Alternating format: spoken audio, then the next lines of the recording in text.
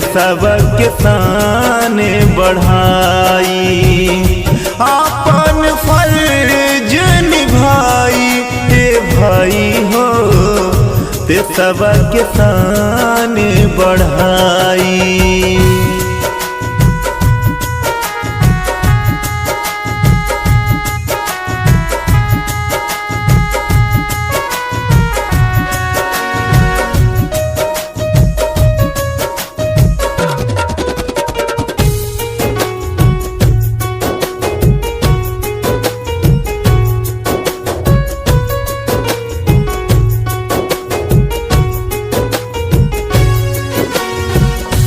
घर परिवार छोड़े माई के दुलार हो, भारत के कैले देखभाल ना हो,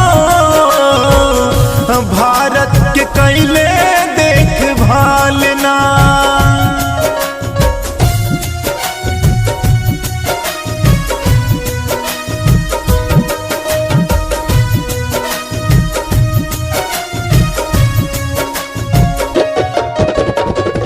जान भल चाल जाई वीर जवान के, चल देव दुश्मन के न चाल हो, है चल देव दुश्मन के न चाल हो। बांध कफन सर पे फौज सिपहिया, बांध कफन सर पे फौज सिपहिया, दुश्मन के मार गिराई ए भाई हो, देशवा के लाज बचाई। अपन फर्ज निभाई ए भाई हो, भारत के शान बढ़ाई।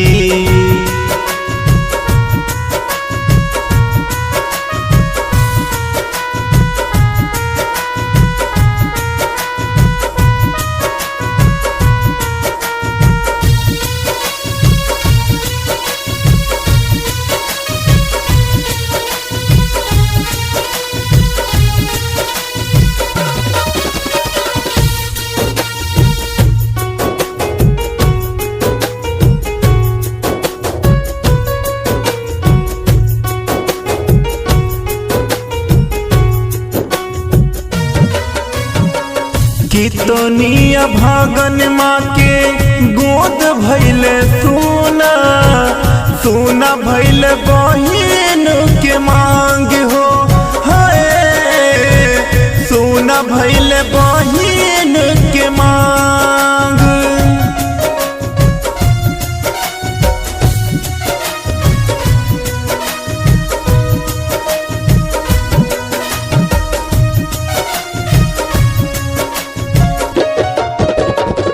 हाथ के में हदिया भी छूटल ना रहे, छूट गइल पियावा के साथ हो, छूट गइल पियावा के साथ। देशवा के रक्षा खातिर के तोने जवानावा, देशवा के रक्षा खातिर जान की बाजी लगाई ए भाई हो, देशवा के लाज बचाई। दुश्मन के मार गिराई ए भाई हो, भारत के शान बढ़ाई ए भाई हो, भारत के शान बढ़ाई।